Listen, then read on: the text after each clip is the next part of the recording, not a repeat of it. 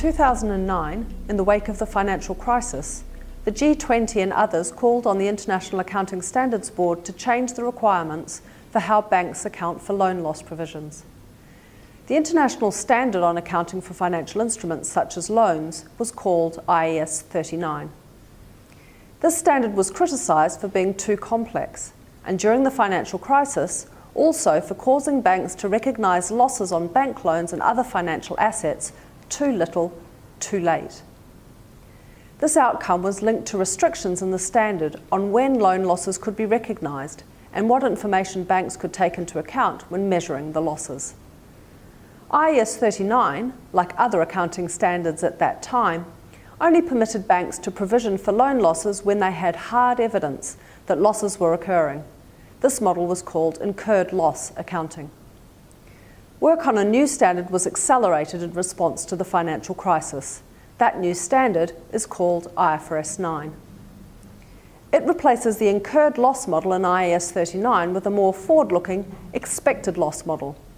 This means that banks and other financial institutions must start accounting for expected loan losses from the day they first lend money or invest in a financial instrument.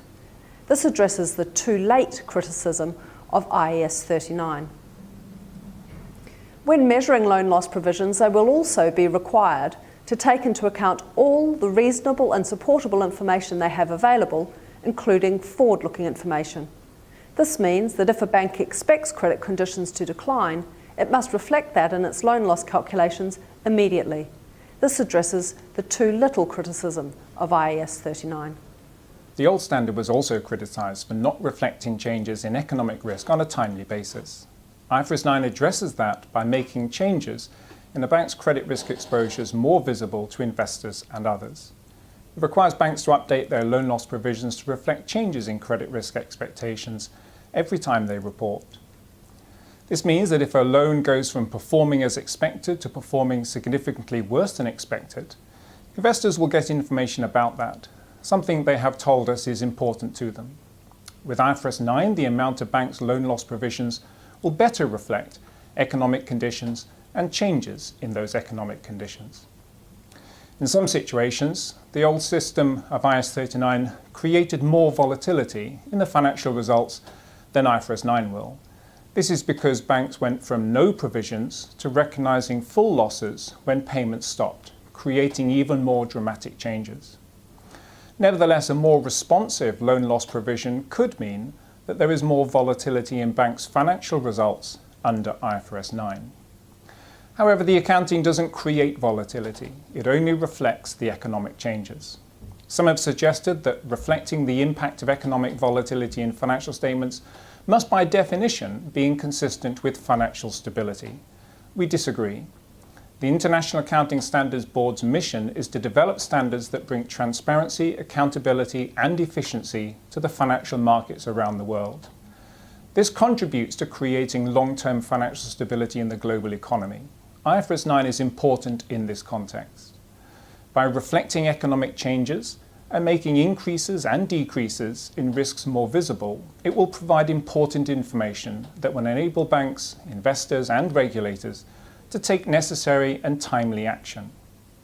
I can't stress enough how important that is. We have seen several examples where failing to fix problems quickly led to bigger problems and often inhibit economic growth. When a bank applies IFRS 9, its loan loss provisioning will likely end up being higher than they were under IAS 39. This in turn will mean that accounting equity will go down. However, that doesn't automatically have an impact on the levels of capital that banks will need to hold to meet bank regulatory requirements. IFRS standards and regulatory capital requirements have different objectives. IFRS 9 aims to provide investors and others with a neutral and timely view of the expected credit losses. Regulatory capital requirements, on the other hand, are designed to make sure that there is adequate capital for possible future losses. IFRS 9 determines how loan losses should be managed for financial reporting requirements.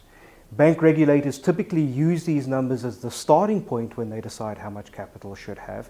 However, they generally make adjustment to the accounting numbers. These adjustments are designed to ensure that banks have enough capital in good times to cope with the bad times.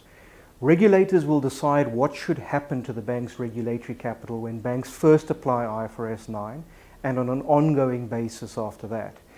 While we have separate roles, the ISB works closely with bank regulators. We believe that while we fill complementary roles in the bigger financial regulatory system, we both contribute to financial stability, but in different ways.